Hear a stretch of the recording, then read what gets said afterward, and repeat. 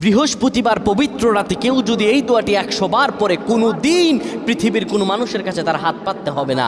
পৃথিবীর সব কিছু তার পায়ের নিচে আল্লাহ হাজির করে দিবেন।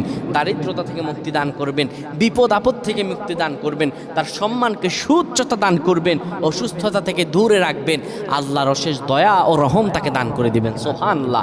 বৃহস্পতিবার রাত এটি গুরুত্বপূর্ণ রাত। এই রাত সপ্তাহে একদিন আসে।